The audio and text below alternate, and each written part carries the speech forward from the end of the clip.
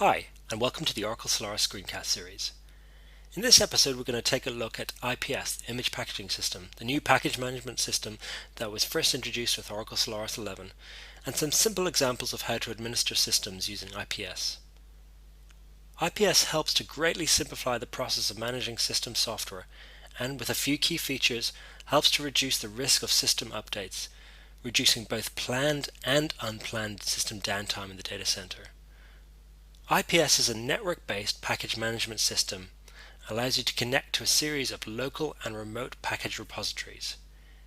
Each package repository usually contains a number of different packages and even different versions of the same package, particularly when you consider different support for platforms x86 or SPARC. Each package itself not only includes the package content, but also includes some useful metadata which details, among other things, what dependency relationships it needs to have to successfully install and run on the system. IPS can automatically track these dependency relationships, providing one of the key advantages over the legacy SVR4 packaging included in Oracle Solaris 10.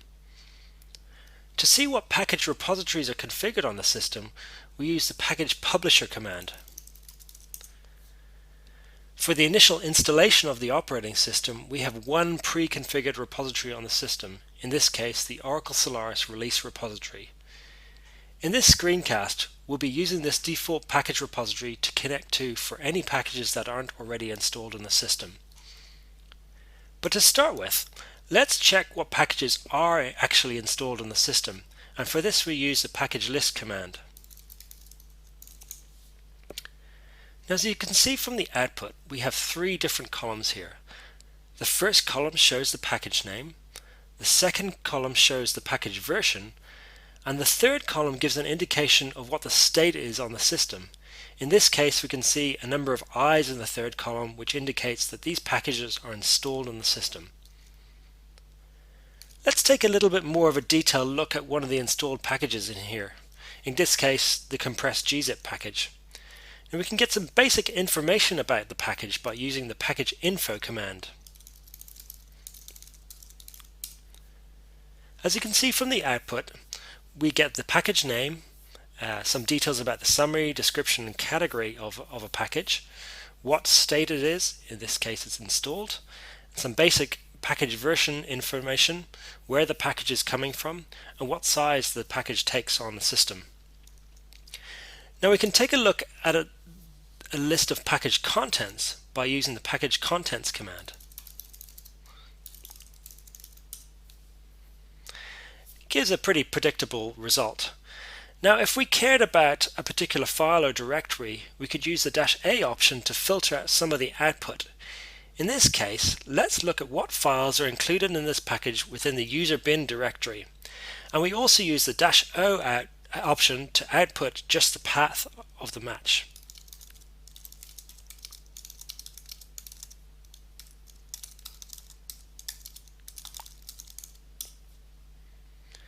In this case, we can see a number of different executables in the user bin directory. Behind each package is the concept of a package manifest, which describes how the package is put together. Not only what files, directories, or links that are included in the package, but also some metadata that we talked about earlier about a package. The package name, a package description, the package version, what perhaps dependencies that package has, and what services perhaps are started once you install the package. We can see the package manifest by using the package contents command with a -M output.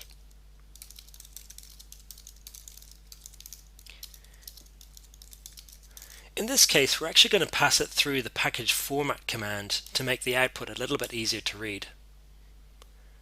As you can see, there's a number of different lines which set some variables within the metadata that set what files and what directories and links are included in the package. We'll look at the package manifest in more detail in another screencast, but it's good to be somewhat familiar with the output. Now that we've had a look at installed packages, let's check what other packages are available in the repository.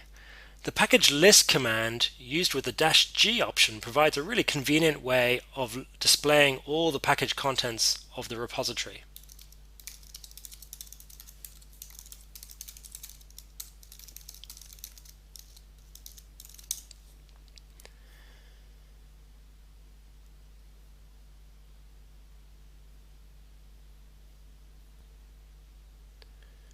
The output shown will list the latest version of every package in the repository, not necessarily just packages that have already been installed.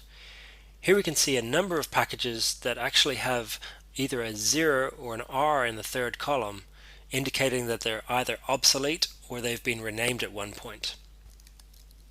So let's look at what's involved with installing a package on Oracle Solaris 11 using IPS. If you don't want to go through an entire package list from the repository, we can simply use this package search command. This command by default searches for a variety of matches, not just the package name, but also the package contents. Let's use the example of the popular source code management system Git. Let's see what we can find doing a simple search for the term Git.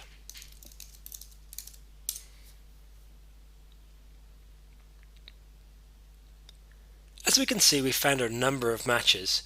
In some cases it's matching against the actual package name, in others it's matching against a file that's been included in the package.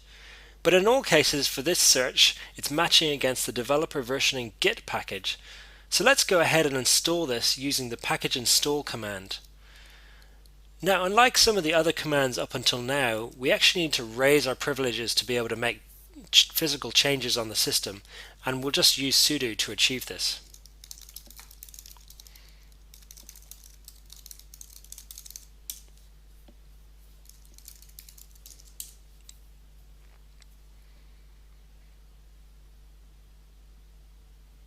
So the first thing we'll actually do is try and calculate what needs to be installed on the system for this package.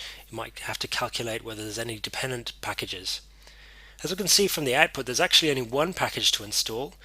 We're downloading 298 files within this package, totaling about 6 megabytes. Once we've finished the install, we can actually run the git command and see whether our installation has been successful.